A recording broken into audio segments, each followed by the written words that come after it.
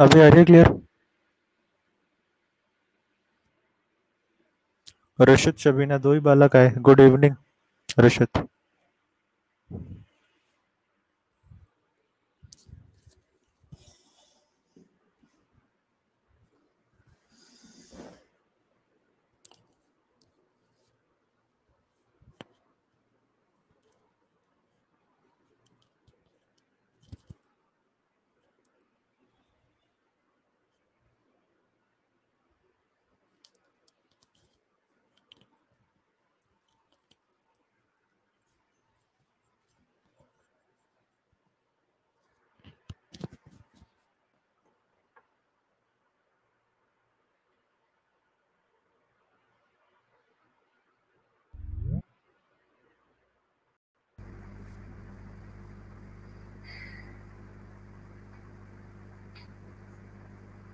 अभी क्लियर आ रही है ना?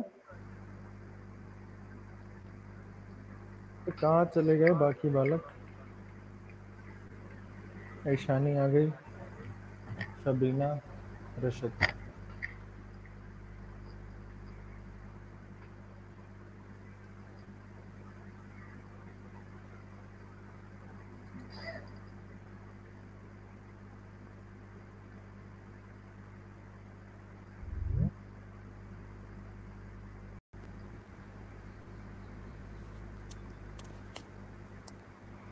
द्रोण भी आ गया। अरे ऑडियो और वीडियो क्लियर आ रही है ना? दूसरे वाले सूरज सर पे बताना, ठीक है?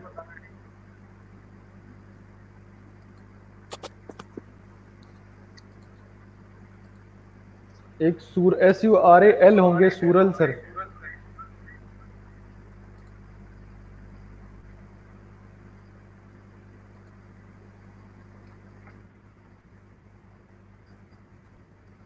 वीडियो दिख रही है क्या?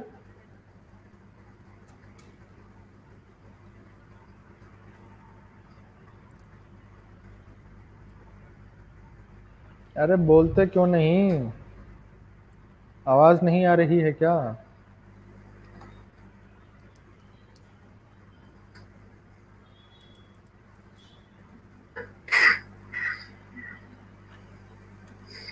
एको आ रही है?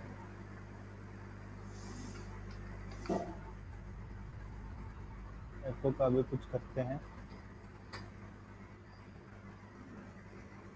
अच्छा वो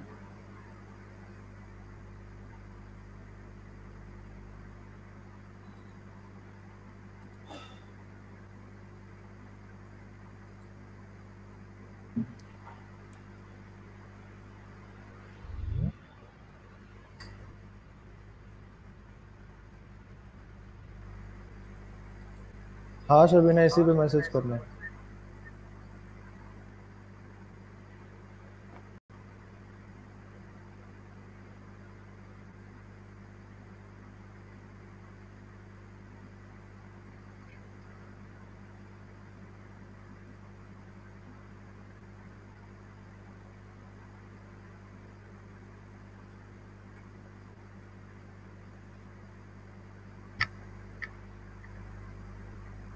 चलो क्लास शुरू करते हैं।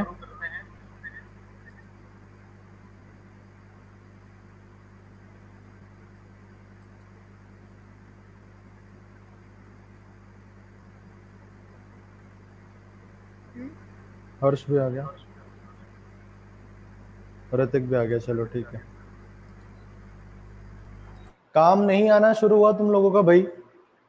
है, मैंने कहा था कि काम करके थोड़ा थोड़ा भेजते जाओ।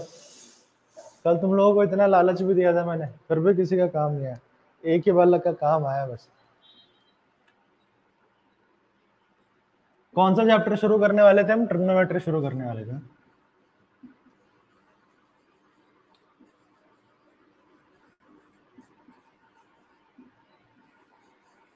ट्रिग्नोमेट्री हमें शुरू करना था, ठीक है।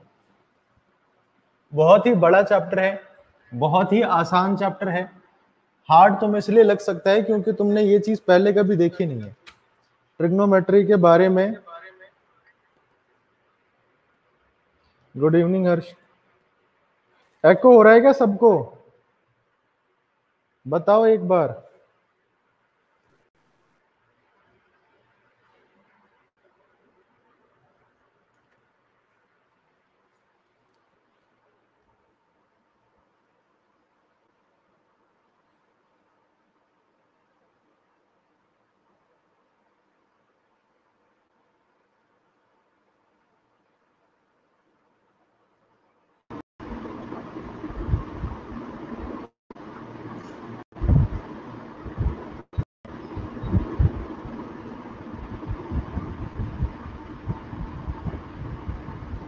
अब ठीक है,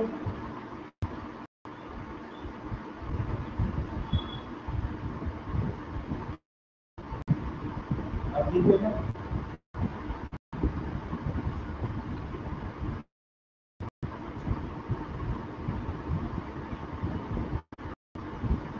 अब सही आ रही है? बोलो ना। अरे यार क्या दिक्कत है भाई। हाँ ठीक है।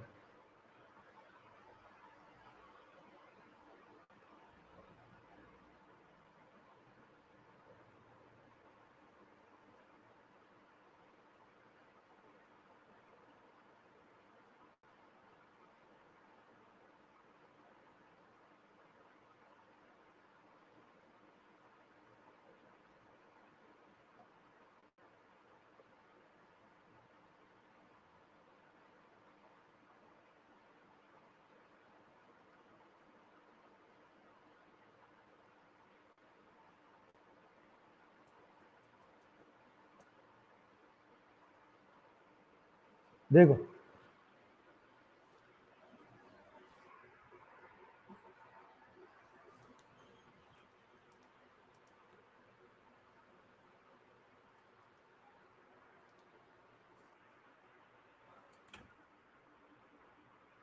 ट्रिग्नोमेट्री चैप्टर हम शुरू कर रहे थे, ठीक है। ट्रिग्नोमेट्री बहुत ही बड़ा चैप्टर है।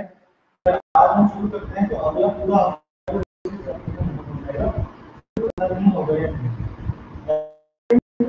इसीलिए है क्योंकि एक तो तुम्हारे बोर्ड चैप्टर में है, और दूसरी बात की ट्रिग्नोमेट्री आज तुमने इसका हाथ पकड़ लिया ना, अब ये तुम्हारा हाथ पकड़, तुम 11th में चले जाओ, 12th में चले जाओ, ग्रेजुएशन करो, ये तुम्हारे पीछे चलेगा, तुम्हारे कभी पीछे नहीं छोड़ना है, ठीक है। तो ट्रिग्नोमेट्री जो है ये हमेशा तुम्हारे साथ है, हमेशा, ठीक है। शुरुआत हम आज करने जा रहे हैं, बहुत बड़ा दिन है हमारे लिए, हम ये कोर्स बनाने जा रहे हैं हमारे लिए।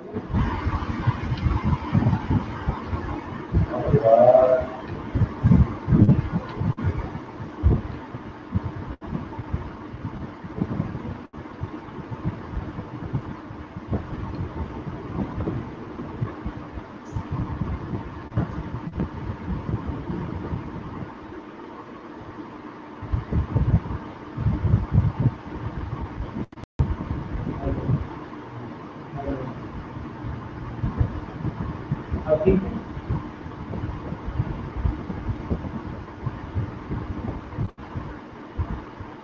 आवाज आ रही है।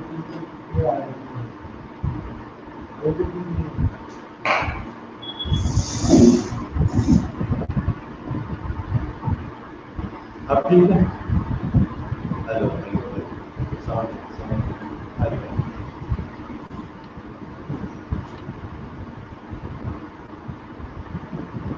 बताओ बताओ बताओ, गति सही आ रही है क्या? दो सर कौन की है?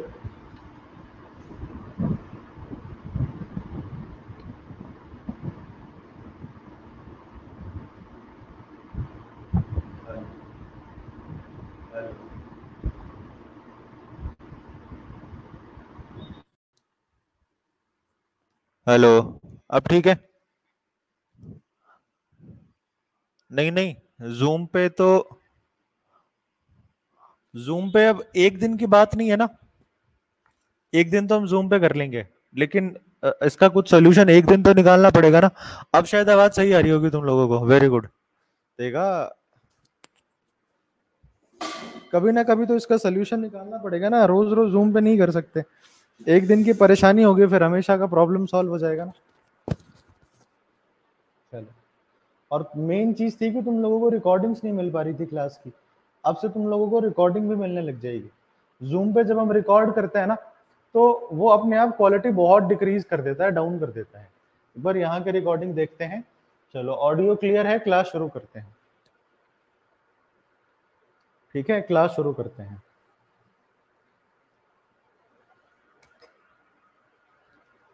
हाँ, मैं कह रहा था कि हम नया चैप्टर पढ़ने जा रहे हैं, ट्रिग्नोमेट्री, और ये जरूरी इसीलिए है क्योंकि एक तो बोर्ड में सबसे ज्यादा नंबर इस चैप्टर के हैं, दूसरा कि एक बार जब तुम ट्रिग्नोमेट्री का हाथ पकड़ लोगे तो ये तुम्हारा साथ कभी नहीं छोड़ेगा।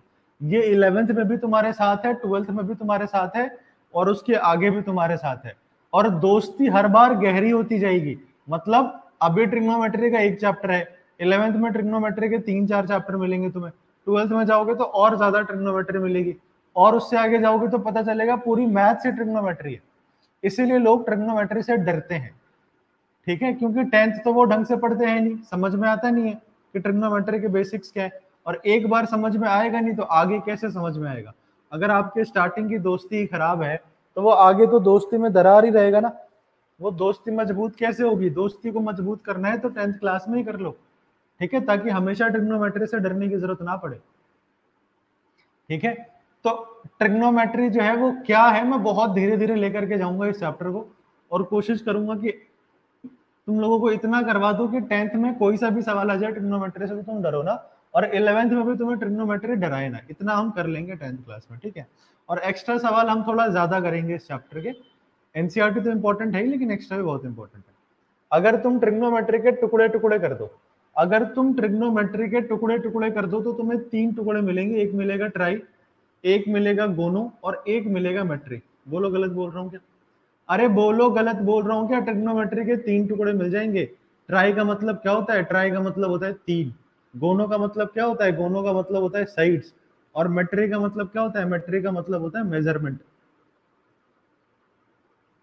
तो क्या तुम्हें ट्रिग्नोमेट्री का मतलब समझ में आ गया? क्या तुम्हें ट्रिग्नोमेट्री वर्ड का मतलब समझ में आ गया? ठीक है, ट्रिग्नोमेट्री का मतलब होता है 3 साइड्स का मेजरमेंट, ठीक है, 3 साइड्स का मेजरमेंट। अब ये गोनो से डर मत जाना, ये गोनो तुमने 10 बार सुना है, पॉलीगन, पेंटागन, हेक्सागन, हेप्टागन नहीं सुना क्या? वहां पे गॉन वर्ड ही तो इस्तेमाल होता था साइड्स के लिए, वही चीज तो मैंने लिखी है। तुम सोच रहे होगे नया टर्म है, नया टर्म नहीं है ये। तो ट्रिग्नोमेट्री का मतलब क्या हो गया? 3 साइड्स का मेजरमेंट। अब ये कौन से 3 साइड्स है जिसने ट्रिग्नोमेट्री को नाम ही दे दिया? ये कुछ खास तरीके के 3 साइड्स होंगे ना, ये कुछ खास तरीके के 3 साइड्स होंगे जिस पर पूरा चैप्टर बन गया। चैप्टर तो छोड़ो, पूरा अगर मैथ्स 100% है ना तो ट्रिग्नोमेट्री 50% है, ठीक है। पूरी जितनी भी मैथ्स है दुनिया में, मैं 10th की बात नहीं कर रहा, ग्रेजुएशन, मास्टर्स, पोस्ट ग्रेजुएशन सब ले लो, जितनी भी मैथ्स है ना उसका 50% ट्रिग्नोमेट्री है, और बाकी के 50% में अलजेब्रा, ज्योमेट्री, ये सारी चीजें आती है, समझे? तो कौन सी 3 साइड है जिसने ट्रिग्नोमेट्री को जन्म दिया? तो वो तीनों साइड से बेटा एक ट्रायंगल के तीनों साइड्स। कौन सा ट्रायंगल? अरे गहरे ट्रायंगल की बात हम नहीं करेंगे, हम यहाँ पे बात करेंगे खास तरीके के ट्रायंगल की, जिसको हम कहते हैं राइट एंगल ट्रायंगल, जिसको कि हम क्या कहते हैं? राइट एंगल ट्रायंगल कहते हैं। जिसको हम क्या कहते हैं वह बालक? जिसको हम कहते हैं राइट एंगल ट्रायंगल, ठीक है। अब राइट एंगल ट्रायंगल के बारे में तुम्हें हर एक चीज पता होनी चाहिए कि राइट एंगल ट्रायंगल क्या होता है, क्यों होता है, कैसे होता है, सब कुछ, ठीक है, सब कुछ पता होना चाहिए। तो राइट एंगल ट्रायंगल उस ट्रायंगल को कहते हैं जिसका कोई भी एक एंगल 90 डिग्री का हो, ठीक है। तो जहां पे दो सीधी साइडें मिलती हैं उन पे ही 90 डिग्री का एंगल बनता है। तो यहाँ पर एंगल बी हमारा कितना हो गया? 90 डिग्री, ठीक है। तुम बोलोगे सर ये सारी चीजें मुझे पता है, मत बताओ, लेकिन मैं एक बार ही बताऊंगा ताकि आगे दिक्कत ना हो, ठीक है। एक एंगल होता है 90 डिग्री, 90 डिग्री के जो सामने वाली साइड होती है वो सबसे बड़ी साइड होती है। इन तीनों में सबसे बड़ी साइड कौन होगी? 90 डिग्री के सामने वाली साइड। और 90 डिग्री के सामने जो सबसे बड़ी साइड है उसी को हम क्या कहते हैं? उसी को हम कहते हैं हाइपोटेनियस। उसी को हम क्या कहते हैं? हाइपोटेनियस, ठीक है। हाइपोटेनियस फिक्स होता है, 90 डिग्री भी फिक्स होता है, ठीक है। अब जो बाकी की दो साइड्स बची, ये जो दोनों खड़ी खड़ी खड़ी साइड्स हैं, इनको हम क्या नाम दें? ये डिपेंड करता है कि हम देख कहां से रहे हैं। ये डिपेंड करता है कि हम देख कहां से रहे। अगर हम सी के कोने से देख रहे हैं, अगर हम सी के कोने से देख रहे हैं बेटा, तो सी के सामने वाली जो साइड है वो हमारा परपेंडिकुलर हो जाता है, और जो बच जाता है ना वो हमारा बेस, और जो बच जाता है वो हमारा क्या है? हमारा क्या है? बेस। और अगर हम ए के कोने से देख रहे हैं, अगर हम ए के कोने से देख रहे हैं बेटा, अगर हमने एक एंगल, अगर हम ए से देख रहे हैं तो परपेंडिकुलर कौन हो जाएगा? ए के सामने वाली साइड, यानी कि ये बी सी, और जो बच गया वो क्या हो जाएगा? बेस हो जाएगा। समझ में आ गया? हाइपोटेनियस तो हमेशा फिक्स्ड होता है 90 डिग्री के सामने वाली साइड, लेकिन परपेंडिकुलर क्या होगा वो पता करने के लिए हमें पहले ये देखना पड़ता है कि हम देख कहां से रहे हैं। अगर हम सी से देख रहे हैं तो सी के सामने वाला परपेंडिकुलर हो जाएगा, और अगर हम ए से देख रहे हैं तो ए के सामने वाला परपेंडिकुलर हो जाएगा। तुम ये मत बोलना कि सर बी से देखेंगे तो क्या होगा, बेटा बी से आपको देखना ही नहीं है, बी से तो आपको सिर्फ हाइपोटेनियस मिलेगा। जहां पे 90 डिग्री है उसके सामने वाली साइड हाइपोटेनियस, इसने इस पे कब्जा कर रखा है। हाइपोटेनियस और 90 डिग्री का मिलन हो चुका है, ये दोनों साथ साथ हैं, ये दोनों कभी नहीं बिछड़ेंगे। परपेंडिकुलर और बेस जो है ये चेंज होते रहते हैं, जिस एंगल से आप देख रहे हो उसके सामने वाली साइड परपेंडिकुलर और जो बच गया वो बेस, क्योंकि हाइपोटेनियस तो फिक्स होता है। बताओ इतनी सी बात समझ में आ गई क्या? अरे इतनी सी बात समझ में आ गई क्या? अब हमारे पास तीन ही चीजें होती हैं, परपेंडिकुलर होता है और बेस होता है और हाइपोटेनियस होता है। ठीक है, एक ट्रायंगल में ये जो तीन साइड्स थे ना, ये कौन से थे पता चल गए? ये थे perpendicular and base and hypotenuse. ठीक है, अब किसी भी ट्रिग्नोमेट्री के सवाल को करने के लिए हमें तीनों साइड्स का पता होना बहुत जरूरी है। किसी भी ट्रिग्नोमेट्री के सवाल को करने के लिए साइड्स, तीनों साइड्स का होना बहुत जरूरी है। ठीक है, तीनों साइड्स का होना जरूरी है, लेकिन हमारे पास कभी क्या होगा, दो ही साइडें होंगी और तीसरी साइड नहीं होगी। तीन जो चीजें हैं बेटा, पी बी और एच, ये तीन चीजें हैं ना, तो आप किसी भी सवाल को करोगे तो आपके पास ये तीनों चीजों का होना बहुत जरूरी है। लेकिन हर बार ये तीन चीजें आपके पास होंगी नहीं, कोई दो ही चीजें होंगी। तो तीसरी चीज निकालने के लिए बाबा पाइथागोरस ने एक थ्योरम दी थी, और उस थ्योरम को उन्होंने अपना नाम भी दे दिया था। ठीक है, पाइथागोरस थ्योरम बहुत सुना होगा इसके बारे में और सुनते रहोगे। पाइथागोरस थ्योरम जो थे, पाइथागोरस बाबा जो थे, उन्होंने एक सूत्र बताया था, एक फॉर्मूला बताया था, जिस फॉर्मूले की मदद से आप राइट एंगल ट्रायंगल की तीसरी साइड जो आपको नहीं पता वो निकाल सकते हो। उन्होंने कहा था, पाइथागोरस बाबा का फॉर्मूला था H square is equals to P square plus B square. Sorry गलती हो गई, अरे P square plus B square. इस फॉर्मूले की मदद से आप राइट एंगल ट्रायंगल की तीसरी साइड जो आपको नहीं पता वो निकाल सकते हो बड़ी आसानी से। और आपको निकालना है, अगर पी और बी दे रखा है तो एच निकाल लो, एच और पी दे रखा है तो बी निकाल लो, बी और एच दे रखा है तो पी निकाल लो। यानी कि कभी भी आपके पास दो साइड है, तीसरी साइड आपको नहीं पता, तो आप पाइथागोरस बाबा के पास जाओगे, उनसे ये सूत्र लिखोगे और फिर आंसर निकाल दोगे, तीसरी साइड निकाल दोगे। बताओ कोई दिक्कत है किसी को? अरे बताओ यहां तक कोई दिक्कत है क्या? ये तो चौथी में पढ़ा करते थे तुम। अरे ये तो चौथी में पढ़ा करते थे, इतनी चीजें तो तुमने चौथी में पढ़ के खत्म कर दी थी। अभी तो ट्रिग्नोमेट्री मैंने शुरू ही नहीं किया, ट्रिग्नोमेट्री तो मैंने अभी तक शुरू ही नहीं किया। ये तो बहुत बच्चों वाली बातें हैं, ठीक है, जो कि हम बहुत पहले पढ़ते थे। ठीक है, लेकिन अब हम थोड़ा सा रिवाइज कर रहे हैं, इसीलिए मैंने बता दिया। ठीक है, चलो अब हम आते हैं हमारे ट्रिग्नोमेट्री को। ट्रिग्नोमेट्री है क्या? देखो, ट्रिग्नोमेट्री का जो परिवार है ना, ट्रिग्नोमेट्री का जो पूरा परिवार है, उस पूरे परिवार के 6 ही मेंबर है। उस पूरे परिवार में सिर्फ 6 ही मेंबर है, और उन्हीं 6 मेंबर जो है वो पूरे ट्रिग्नोमेट्री बनाते हैं। ना ही वो कभी मरेंगे और ना ही उनके परिवार में कोई नया मेंबर आएगा। ठीक है, सिर्फ 6 ही मेंबर हैं और वो ही राज करते रहेंगे ट्रिग्नोमेट्री। उन 6 मेंबरों का नाम क्या है, एक बार ध्यान से सुनना। पहले मेंबर का नाम है साइन, लेकिन हम इतना बड़ा नाम ना बोल करके उनको सिर्फ लिखेंगे SIN। प्रोनाउंसिएशन दोनों का सेम ही है, बस स्पेलिंग का फर्क है, हमें 3 लेटर इस्तेमाल करना होता है। दूसरे मेंबर का नाम है कोसाइन, तीसरे मेंबर का नाम है टेंजेंट, चौथे मेंबर का नाम है कोटेंजेंट। चौथे मेंबर का नाम क्या है बेटा? चौथे मेंबर का नाम है कोटेंजेंट। पांचवें मेंबर का नाम क्या है? पांचवें मेंबर का नाम है सीकेंट। और छठे मेंबर का नाम क्या है? छठे मेंबर का नाम है कोसीकेंट। बताओ, अरे बताओ कोई दिक्कत है क्या? ट्रिग्नोमेट्री का जो पूरा परिवार है उसमें सिर्फ 6 ही मेंबर्स हैं, और 6 मेंबर के नाम मैंने यहाँ पे लिख दिए। अब इतने बड़े बड़े नाम हमें बोलने की जरूरत नहीं है, हमने सबका शॉर्ट फॉर्म निकाल रखा है।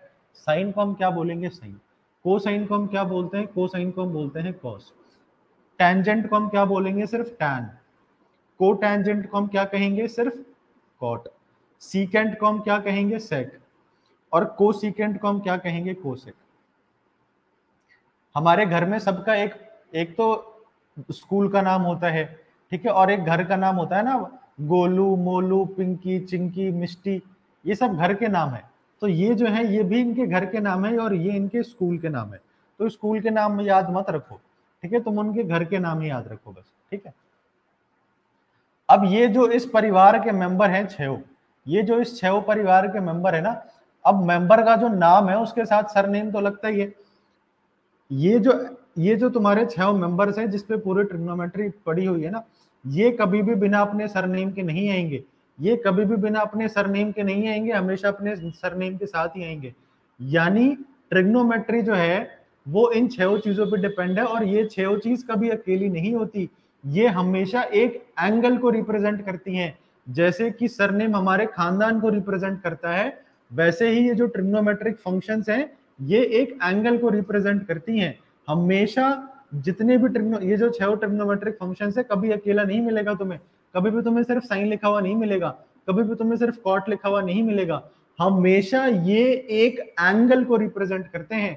अब वो एंगल या तो थीटा लिखा होगा, इसको अच्छा इससे तुम कंफ्यूज मत हो जाना, ये कहलाता है थीटा, ये ग्रीक अल्फाबेट्स है, ठीक है। जो जो एंगल्स इस्तेमाल हो सकते हैं वो मैं तुम्हें बता देता हूं ताकि तुम डरो मत। ये होता है फाई, ठीक है ना, मैं एक बार लाइन से लिख देता हूं ताकि, क्योंकि आते हैं सवाल और बच्चे देख के डर जाते हैं सर ये क्या है, ठीक है। थीटा हो गया, फाई हो गया, ये होता है साई, तीन हो गए, और वैसे तो तीन ही होगा, इससे ज्यादा नहीं होगा, ठीक है। बाकी अगर आ भी जाए तो एक ये आ सकता है, इसको हम कहते हैं न्यू, ठीक है। और कौन सा आ सकता है, बस इससे ज्यादा नहीं आएगा। सबसे ज्यादा यूज होता है थीटा, उसके बाद होता है फाई, उसके बाद होता है साई, ठीक है। ये क्या है, एंगल्स को रिप्रेजेंट करवाने के तरीके हैं। अगर एक ट्रायंगल है तो इस ट्रायंगल में मान लो ये एंगल है, तो इस एंगल को आपको कुछ नाम देना पड़ेगा ना, जैसे इक्वेशन में आपको कुछ नहीं पता होता तो आप एक्स लिख देते हो, वैसे ही ट्रायंगल में अगर आपको एंगल नहीं पता तो हम उसको थीटा बोल देते हैं बस, और कोई बहुत बड़ा इसमें साइंस नहीं है, ठीक है। तो थीटा एंगल को रिप्रेजेंट करता है, कभी कभी फाई रिप्रेजेंट कर देगा, कभी कभी साई रिप्रेजेंट कर देगा, और कभी ये जो पॉइंट है, जैसे मान लो ट्रायंगल का ये पॉइंट है ए, तो इसको हम एंगल ए भी बोल देंगे, ठीक है। तो घबराने वाली कोई बात नहीं है, नई चीज नहीं है ये, ठीक है। तो मैं ये कह रहा था कि ट्रिग्नोमेट्रिक फंक्शंस जितने भी हैं वो सारे ट्रिग्नोमेट्रिक फंक्शंस कभी भी अकेले नहीं पाए जाते, वो हमेशा किसी ना किसी एक एंगल को रिप्रेजेंट करते हुए पाए जाएंगे। सिर्फ साइन तुम्हें लिखा हुआ कहीं नहीं दिखाई देगा, उसका कोई सेंस ही नहीं बनता। एक्चुअली में सिर्फ साइन कुछ भी नहीं है जब तक आप उसके साथ कोई एंगल नहीं लिख दोगे, ठीक है। सब एक एंगल को रिप्रेजेंट करते हैं, मैं उस एंगल को थीटा मान रहा हूं, ठीक है। हर एक ट्रिग्नोमेट्रिक फंक्शन जो है वो एक एंगल को रिप्रेजेंट करता है, उसके साथ एक थीटा लगा हुआ रहता है, ठीक है। अब ये थीटा फाई भी हो सकता था, साई भी हो सकता था, A B C D E F G H कुछ भी हो सकता था, लेकिन एक एंगल यहाँ पे होगा ही होगा, ठीक है। चलो अब अगर तुम चैप्टर का नाम पढ़ोगे, तो तुम्हें पढ़ने को आएगा ट्रिग्नोमेट्रिक रेशियो। तुम बोलोगे सर इस चैप्टर को रेशियो क्यों कहा गया, इस परिवार में तो मेंबर्स हैं, आप इसको रेशियो क्यों कह रहे हो। तो रेशियो हम क्यों कह रहे हैं अभी तुम्हें समझ में आ जाएगा, बहुत सिंपल सा खेल है इसका रेशियो का। तो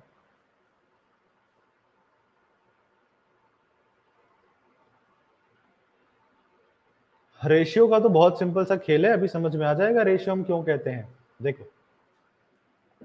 अभी थोड़ी देर पहले क्या मैंने तुम्हें नहीं बताया राइट एंगल ट्रायंगल के बारे में, अरे बोलो बताया कि नहीं बताया, अभी तो बताया राइट एंगल ट्रायंगल के बारे में कि उसमें एक 90 डिग्री होता है, तीन साइड्स होती हैं, 90 डिग्री के सामने वाली साइड को हाइपोटेनियस कहते हैं।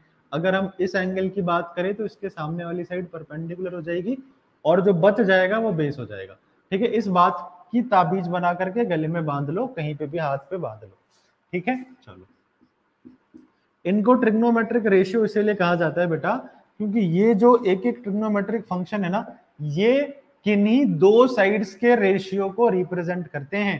क्या तुम्हारे पास तीन साइड नहीं है, तुम बोलोगे हाँ सर है, तो इन तीनों में से किसी दो साइड के रेशियो को एक ट्रिग्नोमेट्रिक फंक्शन रिप्रेजेंट करता है। मतलब साइन किन्हीं दो साइड का रेशियो होगा, कॉस किन्हीं दो साइड्स का रेशियो होगा, टैन किन्हीं दो साइड्स का रेशियो होगा एंड सो ऑन। तो कौन सा ट्रिग्नोमेट्रिक फंक्शन का कौन से दो साइड्स का रेशियो होता है वो तुम्हें याद करना पड़ेगा, कोई और तरीका नहीं है। जैसे कि जो साइन है वो परपेंडिकुलर और हाइपोटेनियस का रेशियो होता है, ये तो मैं याद करना पड़ेगा कि sine is the ratio of perpendicular and hypotenuse. जो कॉस है वो बेस और हाइपोटेनियस का रेशियो होता है, और जो टेन है वो परपेंडिकुलर और बेस का रेशियो होता है। ये कितना सरल है, एक फर्स्ट क्लास के बच्चे को भी बोल दूंगा तो एक बार में याद कर लेगा। साइन परपेंडिकुलर और हाइपोटेनियस का रेशियो है, कॉस बेस और हाइपोटेनियस का रेशियो है, और टेन जो है परपेंडिकुलर और बेस का रेशियो है। ठीक है, तीन तुमने याद कर लिए, बोलो हाँ सर याद कर लिए। तो तीन याद कर लिए तो बाकी के तीन तुम्हें अपने आप याद हो जाएंगे, क्योंकि जो कॉट है ना वो टेन का उल्टा है, जो कॉट होता है वो टेन का उल्टा होता है, उल्टा। तो टेन अगर पी अपॉन बी है तो कॉट क्या हो जाएगा, बी अपॉन पी नहीं हो जाएगा क्या? तुम बोलोगे हाँ सर बिल्कुल हो जाएगा। वैसे ही जो सेक है वो कॉस का उल्टा होता है, कॉस कितना है बी अपॉन एच, तो क्या सेक एच अपॉन बी नहीं हो जाएगा? तुम बोलोगे हाँ सर बिल्कुल हो जाएगा। और उसी तरीके से जो कोसेक है वो होता है साइन का उल्टा, तो साइन पी अपॉन एच है तो कोसेक क्या हो जाएगा, एच अपॉन पी हो जाएगा। बोलो गलत कह रहा हूं क्या? अरे बोलो गलत कह रहा हूं क्या? क्या तुम्हें ये 6 फॉर्मूले याद नहीं हो गए? साइन थीटा बराबर P upon H, cos theta बराबर बी अपॉन एच, टेन बराबर पी अपॉन बी। तीन हमने याद कर लिए, बाकी तीन तो उसके उल्टे थे। कौन किसका उल्टा होता है बस तुम्हें वो याद रखना पड़ेगा। जैसे कॉट और टेन एक दूसरे के उल्टे होते हैं, सेक और कॉस एक दूसरे का उल्टा होता है, साइन और कोसेक एक दूसरे के उल्टे होते हैं। ठीक है, तो यानी याद आपको सिर्फ यही तीन रखना है। अब इसको याद करने का एक ट्रिक है जिसको कि तुम एक बार देख लो, क्योंकि तुम्हारे स्कूल में जरूर बताएंगे, इसलिए मैं चाहता हूं पहले मैं बता दूं। तीन फॉर्मूले हमारे पास पी, और बच्चे फिर इसी फॉर्मूले को याद कर लेते हैं। मुझे हंसी आती है कि ये तीन फॉर्मूले याद करने के लिए आपको किसी ट्रिक की जरूरत नहीं है। देखो ट्रिक हर बार अच्छा नहीं होता, अगर हम कोई ट्रिक बता देते हैं ना तो बच्चा उस चीज पर एफर्ट लगाना बंद कर देता है। अगर तो हर बार ही ट्रिक अच्छा नहीं होता। मैं तुम्हें ट्रिक बता रहा हूं, लेकिन इस ट्रिक को सिर्फ स्टार्टिंग में इस्तेमाल करना, एक क्लास दो क्लास के बाद ये फॉर्मूले तुम्हें याद हो जाने चाहिए, समझे? ट्रिक के भरोसे मत रहा करो हमेशा, ये फॉर्मूले याद ही कर लेना। ट्रिक क्या है? ट्रिक ये है, एक सेंटेंस है इस पे कि पंडित बद्री प्रसाद हर हर बोले। ठीक है, ये लाइन तुम्हें याद रखनी है, पंडित बद्री प्रसाद, पंडित बद्री प्रसाद हर हर बोले। ठीक है, बन गए हमारे तीनों फॉर्मूले। अब साइन कॉस टेन तो तुम्हारी जुबान पे है कि पहले साइन आता है फिर कॉस आता है फिर टेन आता है। अरे ये तो तुम्हारे जुबान पे ही है ना, sine cos tan, sine cos tan तुम्हारी जुबान पे, और पंडित बद्री प्रसाद हर हर बोले से तुमने ये तीनों बना लिए। हालांकि ये तीन छोटे से फॉर्मूले याद करने के लिए किसी ट्रिक की जरूरत नहीं थी, लेकिन फिर भी स्टार्टिंग में जरूरत पड़ेगी तो तुम इस तरीके से कर सकते हो। ठीक है, एक दो क्लासेस के बाद इस ट्रिक को इस्तेमाल मत करना तो ज्यादा अच्छा रहेगा तुम्हारे लिए। ठीक है, बताओ ये 6 फॉर्मूले तुम्हें समझ में आ गए क्या? अरे बताओ 6 फॉर्मूले समझ में आ गए क्या? जल्दी से बताओ सारे बालक।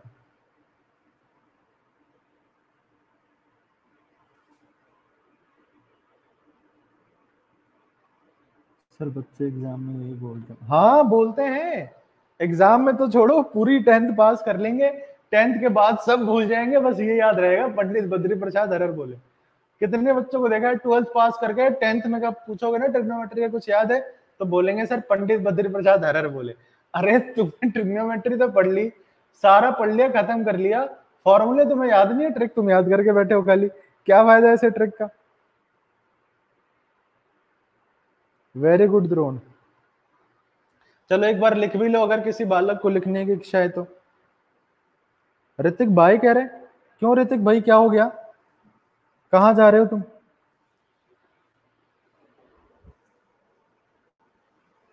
अच्छा गलती से, चलो ठीक है। अरे लिख लो एक बार जल्दी से, ये 6 फॉर्मूले लिखना चाहते हो तो। ठीक है, आगे बढ़ जाएं। अरे आगे बढ़ जाएं क्या?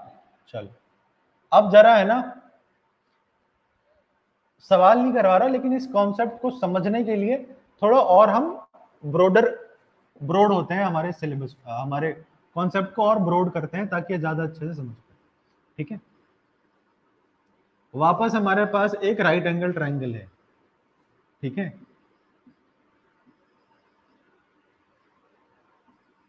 ये हमारे पास राइट एंगल ट्राइंगल है। ठीक है,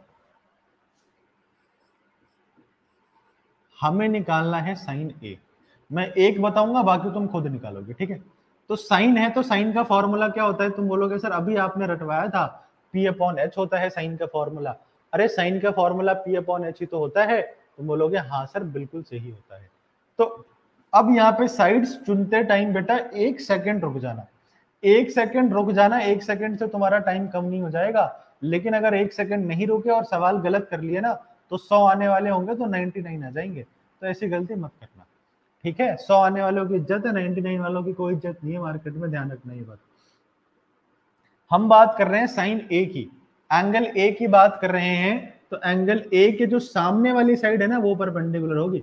बच्चे ये याद कर लेते हैं कि जो खड़ी साइड है वो परपेंडिकुलर है, ऐसा नहीं होता, ऐसा कभी नहीं होता था। 6th क्लास 7th क्लास में भी नहीं होता था ये, लेकिन टीचर्स अगर तुम्हें उस टाइम पे ये कंसेप्ट बताते तो तुम घबरा जाते, पसीने छूट जाते। हमेशा परपेंडिकुलर वो होता है हम जिस एंगल की बात करते हैं। अगर हम एंगल ए की बात कर रहे हैं, यहाँ पे साइन के साथ एंगल ए है ना, अगर हम एंगल ए की बात कर रहे हैं तो एंगल ए के सामने वाली साइड परपेंडिकुलर होगी। तो पी कौन सी साइड हो गई हमारी? पी हो गई साइड बीसी। और एच क्या होता है? एच ने तो अपना हक जमा रखा है।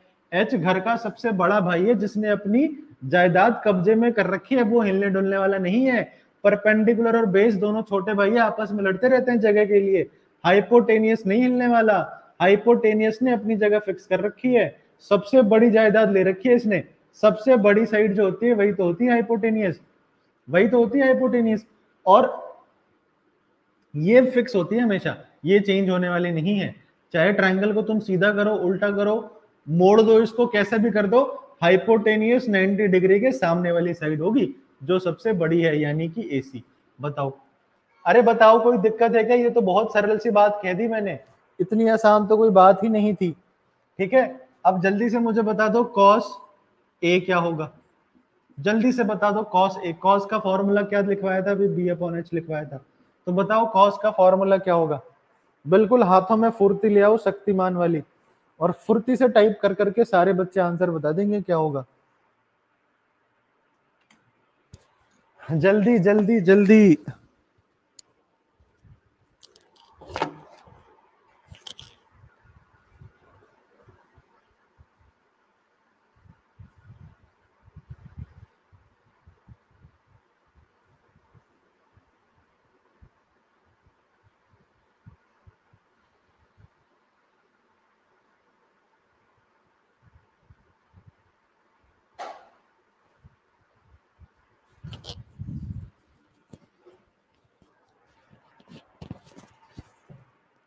अरे वाह,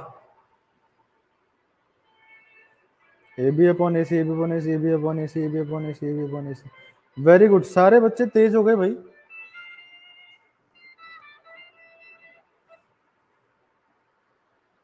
हेलो, हाँ जी सर, हाँ जी सर बताइए।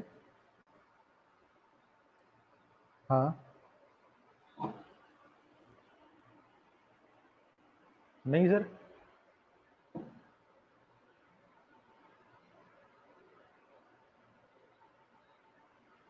वो एक दिन कनेक्ट नहीं हुआ था, बाकी एक दिन इंग्लिश की क्लास हुई थी, एसएसटी की क्लास नहीं हो पाई थी कल, आज हिंदी की क्लास है। नहीं नहीं, क्लास हुई थी सर। हाँ, एक तो 1 घंटे क्लास होती है, एक आधे घंटे क्लास होती है। मैं अभी क्लास में हूँ सर, आपको वापस कॉल करता हूँ एक बार, है ना? हाँ हाँ ठीक है सर, ठीक है सर, ठीक है। ठीक है, कॉस का फॉर्मूला, कॉस का क्या आ गई value? A B upon A सी, ठीक है। और ऐसे ही अगर मैं तुमसे पूछ लूं कि मुझे कॉट सी की वैल्यू बताओ, तो तुम क्या बताओगे? बताओ, कॉट का फॉर्मूला क्या होता है? कॉट का फॉर्मूला होता है बी अपॉन पी। मुझे याद है, तुम्हें याद करना पड़ेगा, कर लेना, कोई बहुत बड़ा साइंस नहीं। बताओ क्या होगा कॉट बी? कॉट बी क्या होगा? सारे बच्चों का आंसर आया, द्रोण का नहीं आया, द्रोण लगता है सो रहा है। बताओ कॉट सी क्या होगा?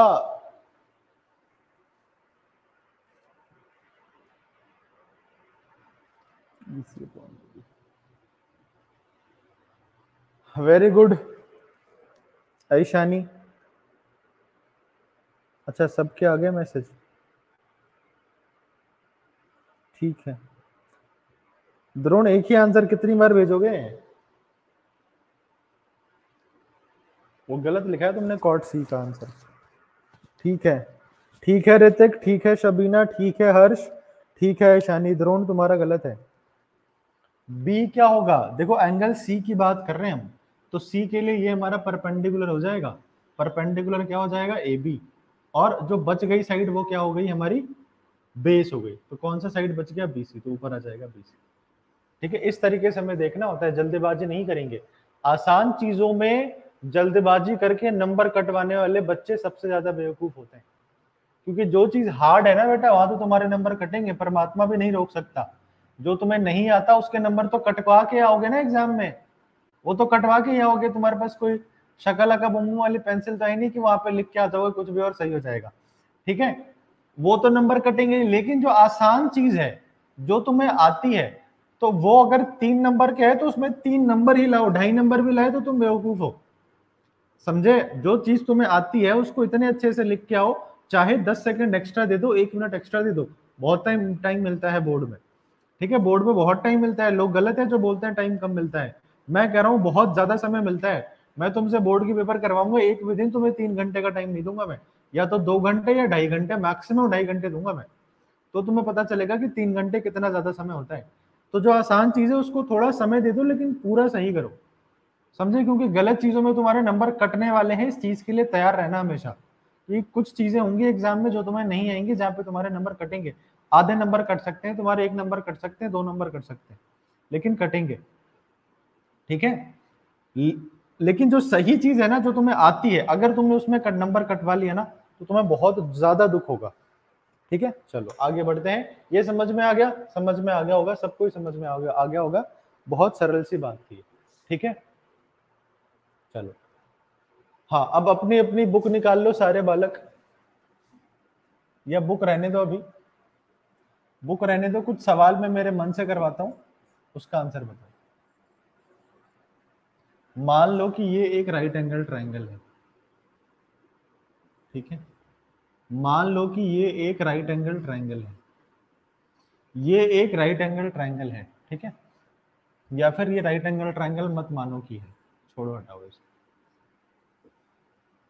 इन ट्राइंगल पी क्यू आर, तुम बताओगे मुझे आंसर, मुझे आता ही नहीं है, मैं 9th क्लास का स्टूडेंट हूं। In triangle P Q R right angle at P, right angle at P, P Q is equals to 12 centimetre, P R is equals to 5 centimetre. Find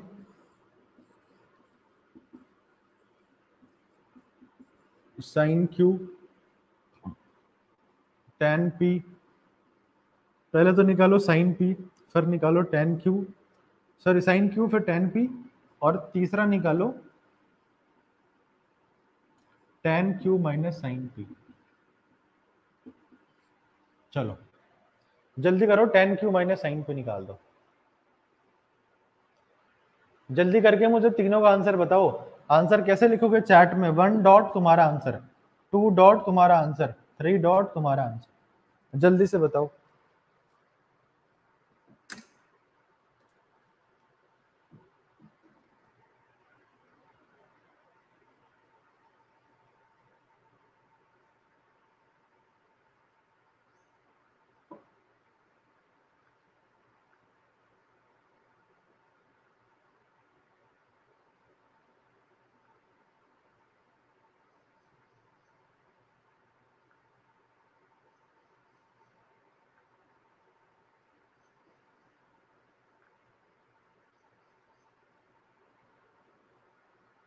अरे इतना समय लगाओगे क्या? इतना समय लगाओगे तुम एक आंसर बताने में? हैं? फिर तो हो गया काम। बेटा इस बार साइड्स नहीं बतानी तुम्हें, इस बार आंसर बताना है। फिगर बनाओ, ये दोनों साइड्स की वैल्यू पुट करो, तीसरी साइड निकालो, उसके बाद ये दोनों चीजें निकालो। द्रोण अभी लगता है पहले वाले ही सवाल का आंसर दे रहा है। इंटरनेट एक्सप्लोरर है क्या तुम्हारे घर पे? हैं?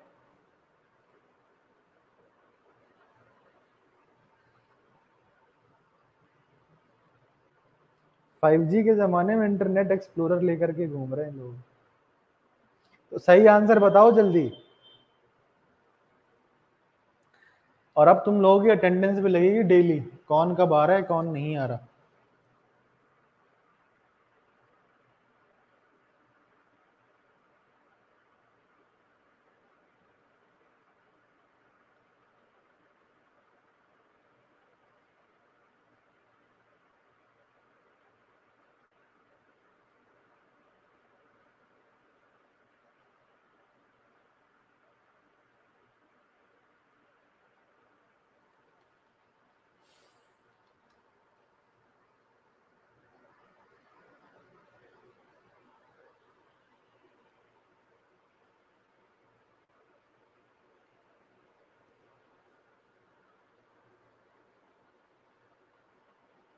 आ गया क्या आंसर?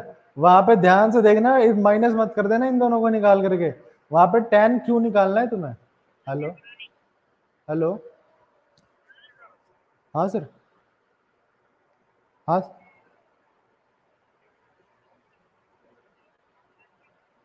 गांधी पथ पे टीवीएस का शोरूम है सर, उसके सामने वाली गली में आ जाना आप।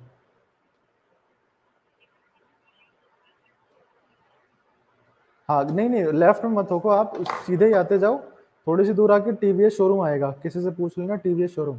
उसके सामने जो रोड आ रही है ना, उसमें सीधे आते जाना, आपको बोर्ड दिख जाएगा।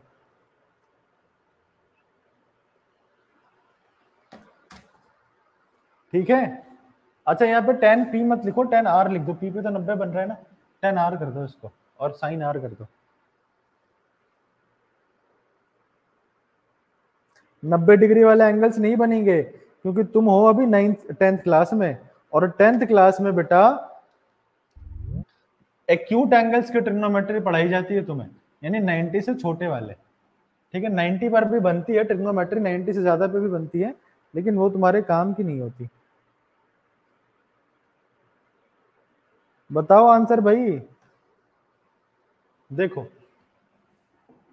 जिन बच्चों ने कर लिया बहुत अच्छी बात है, जिनने नहीं करा वो एक बार देख ले। अब तुम लोगों को मीटिंग लीव करने की भी जरूरत नहीं पड़ेगी ना, वापस ज्वाइन करने की जरूरत पड़ेगी। अभी मैं क्लास ले रहा हूँ, अभी क्लास जैसे ही खत्म होगी हिंदी वाले सर आकर के क्लास ले लेंगे। ठीक है, तो समस्याएं सारी खत्म हो जाएंगी तुम्हारी। ये क्या है? ट्रायंगल है। राइट एंगल डेट पी बोला गया था ना, तो पी को यहाँ पे लिख दो राइट एंगल डेट पी, और क्यू आर तुम्हारी इच्छा से जहां पे भी लिख दो, कोई फर्क नहीं पड़ता। ठीक है, लिख दिया। अब क्या क्या दे रखा है यहाँ पे? पी क्यू 12 दे रखा है, पी आर 5 दे रखा है।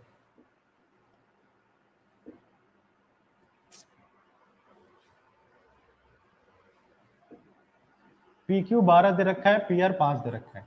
तो तुम्हारे पास दो साइड है, तीसरी साइड निकालनी पड़ेगी। किसके पास जाओगे? पाइथागोरस बाबा के पास जाओगे। क्या होता है formula? H square is equals to P square plus B square. होता है कि नहीं होता है? तुम बोलोगे हाँ से। एच क्या होता है? एच है सबसे बड़ी वाली साइड यानी कि क्यू आर। एच है सबसे बड़ी वाली साइड यानी कि क्यू आर। पी क्या है? कोई सी भी साइड लो, क्या फर्क पड़ता है, अभी तो एंगल तो कोई है नहीं ना। एंगल की तो बात कर नहीं रहे, तो किसी को भी पी मान लो, किसी को भी बी मान लो, क्या फर्क पड़ता है? 5 का स्क्वायर प्लस 12 का स्क्वायर। तो जब आप इसको जोड़ोगे तो ये हो जाएगा 25, ये हो जाएगा 144, और ऐड होकर के ये हो जाएंगे 169। तो क्यू आर स्क्वायर बराबर कितना हो गया? 169 हो गया। तो क्यू आर की वैल्यू कितनी आ गई बेटा? क्यू आर की वैल्यू आ गई रूट अंडर 169 यानी कि 30। क्यू आर कितना आ गया हमारे पास? 13 आ गया। तीनों साइड्स आ गई क्या? तुम बोलोगे हाँ सर आ गई। तीनों साइड्स आ गई हमारे पास। तीनों साइड के बाद क्या है? ये साइन क्यू निकालना है हमें। तो साइन का फॉर्मूला क्या होता है? साइन का फॉर्मूला होता है पी अपॉन एच। क्यू की बात कर रहे हैं, क्यू का है यहाँ पे है, यहाँ के सामने वाली साइड क्या हो जाएगी? पी यानी कि 5, और एच तो हमेशा फिक्स होता है यानी कि 13। ठीक है, उसके बाद क्या निकालना था हमें? टेन आर निकालना था। टेन का फॉर्मूला क्या होता है? पी अपॉन बी होता है।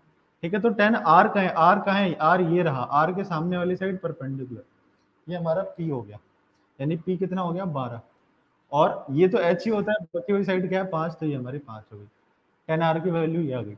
वैसे ही टेन क्यू निकाल लो, साइन आर निकाल लो, और उनको माइनस कर दो, तीसरा आंसर आ जाएगा। Very good. अच्छा वही कह रही थी क्या? वो मैसेज आई नहीं, मैं बीच में लीव कर दी थी मैंने मीटिंग। चलो ठीक है, समझ में आ गया क्या सबको? क्या सारे बालकों को समझ में आ गया है?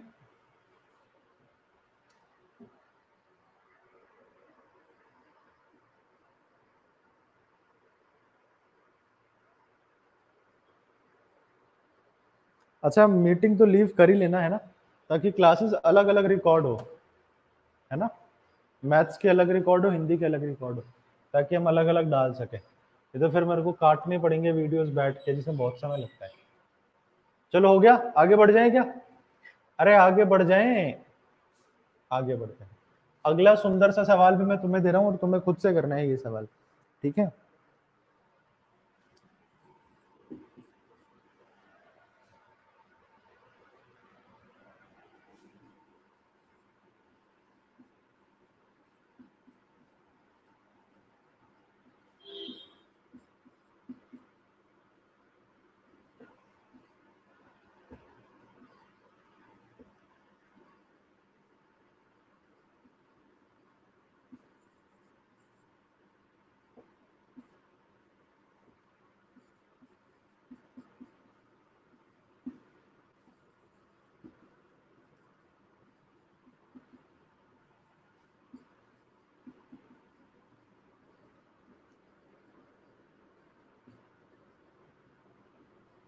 चलो जल्दी से करके बताओ, और करना में तुम्हारे लिए बहुत ज्यादा आसान होगा, है ना? पहले फिगर बना लो, फिगर से तुम्हें थोड़ा सा आइडिया लग जाएगा 90 का है और ये दोनों साइड्स का है, कौन सी निकालनी है। तीनों साइड आ गई तुम्हारे पास, उसके बाद साइन बी निकालना, साइन सी निकालना, कॉस सी निकालना, कॉस बी निकालना। जब चारों की वैल्यू आ गई तुम्हारे पास, पुट करके ऊपर भी माइनस नीचे भी माइनस, सॉल्व कर लेना, आंसर आ जाएगा। जल्दी करो बालकों, अरे जल्दी करो।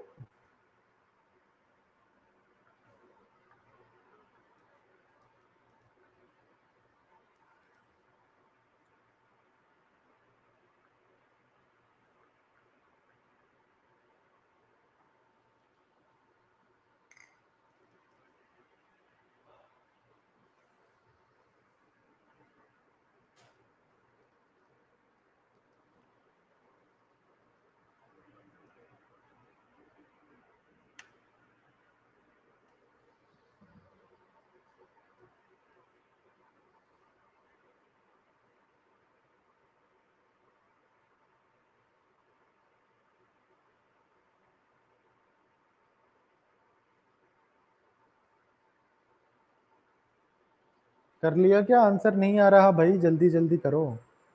कोई ऐसा बालक है जिसको समझ में नहीं आ रहा तो बोल दो, मैं थोड़ा सा धीरे हो जाऊंगा।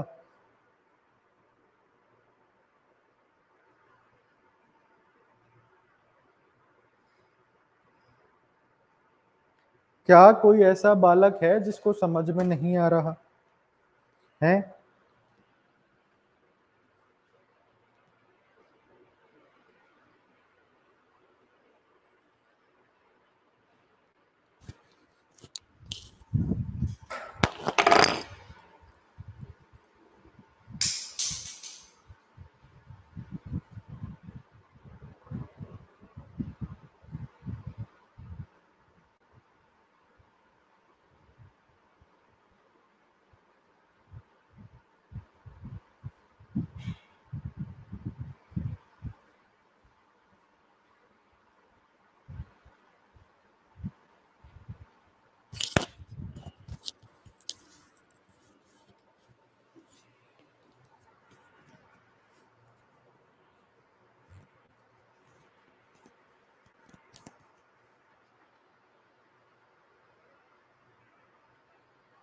देखो, हेलो,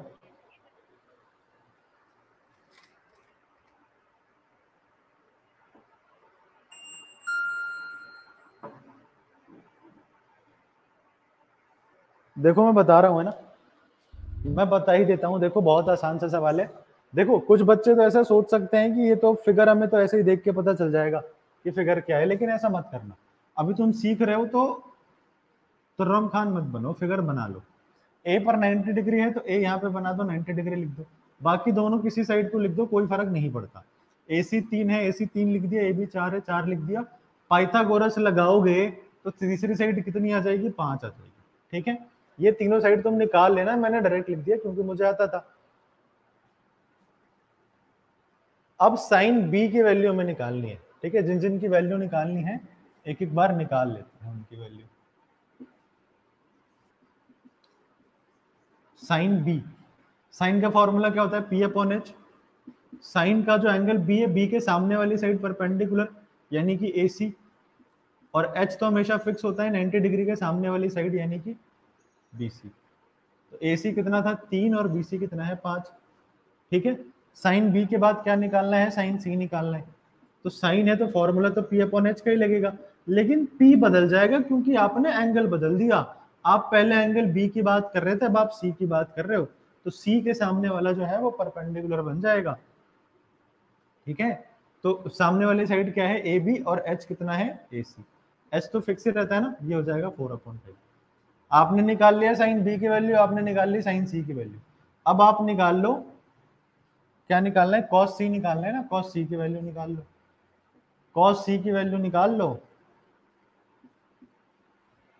कॉस सी की वैल्यू क्या होगी, कॉस का फॉर्मूला होता है बी अपॉन एच। तो कॉस सी यानी कि एंगल सी के लिए बी क्या होगा, बेस क्या होगा सी के लिए, ये सामने वाली साइड तो परपेंडिकुलर होती है, बेस हो जाएगा ये वाली साइड यानी कि ए सी, और एच तो हमेशा फिक्स होता है बी सी। अच्छा यहाँ पे बी सी होगा, सॉरी। ठीक है, ए सी अपॉन बी सी, ए सी कितना है 3 है और बी सी कितना है 5 है।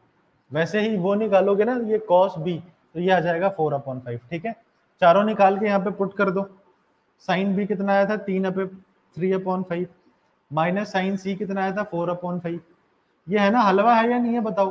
कॉस बी कितना आया था 3/5, कॉस सी कितना आया था 3/5, और कॉस बी निकालते हैं ना तो ये भी आता है 4/5। यानी ऊपर और नीचे सेम चीज आ रही है।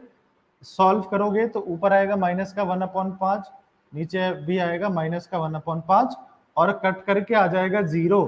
बोल मत देना 0 आएगा, कोई भी चीज जब बराबर की कटती है तो 1 आता है। 1 हमारा आंसर है,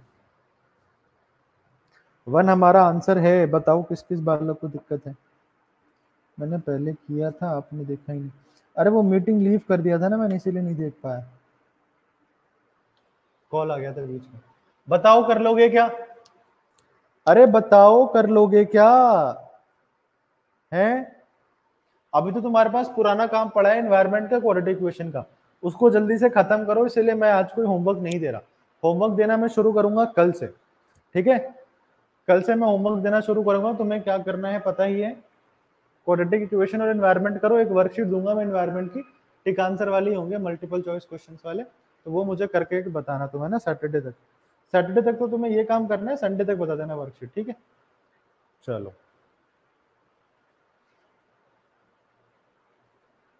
चलो, हिंदी की क्लास है तो वापस ऐप से ही ज्वाइन करना है सबको। ठीक है, इसको लीव कर दो और वापस ज्वाइन कर लो क्लास हिंदी की। ठीक है, मैं इस मीटिंग को एंड करता हूँ और वापस 1 सेकेंड रुक जाओ, 1 सेकेंड रुक जाओ। अच्छा गए क्या बच्चे, चलो लीव कर दो, लीव।